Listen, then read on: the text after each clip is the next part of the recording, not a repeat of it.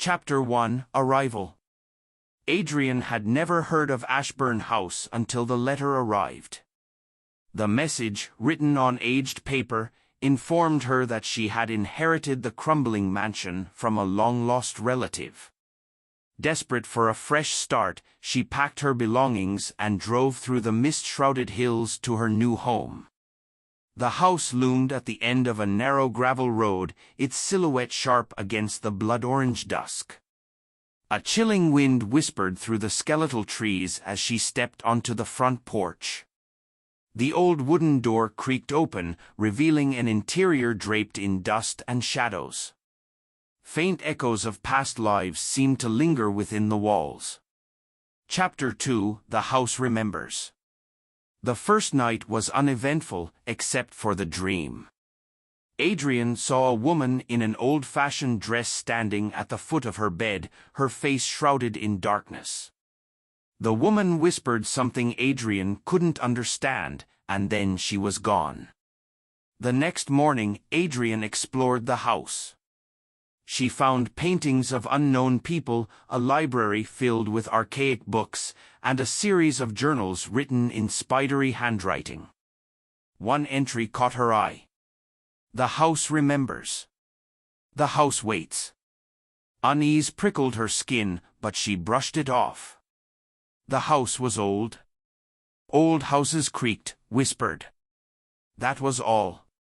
Chapter 3: Whispers in the Dark. It started with footsteps, soft, hesitant. Then, the knocking. It came every night at precisely 3:15 a.m. A slow, deliberate rapping against the walls, as if someone were trying to get out. Adrian searched for logical explanations: drafts, shifting wood, nocturnal animals. But the feeling of being watched never left her. She read more of the journals, hoping for clues. One passage made her blood run cold. She walks at night. She looks for the door. If you see her, do not speak.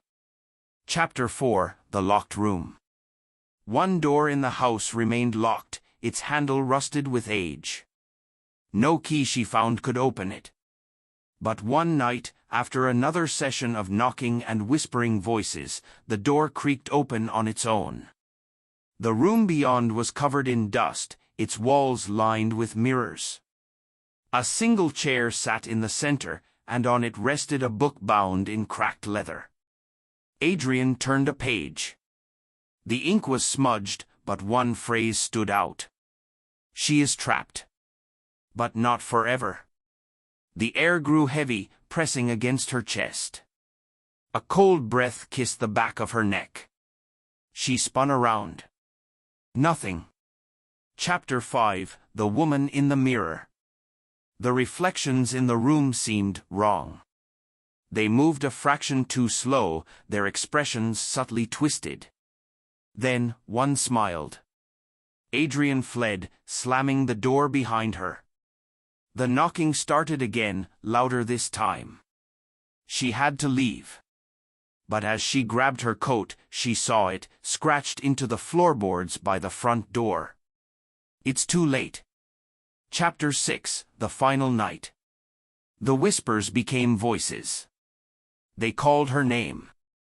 The woman from her dreams now stood at the foot of her bed every night, her face clearer each time, a face twisted in agony. Adrian finally understood: the house wasn't haunted by a ghost. It was the ghost. Ashburn House itself was alive, and it had chosen her.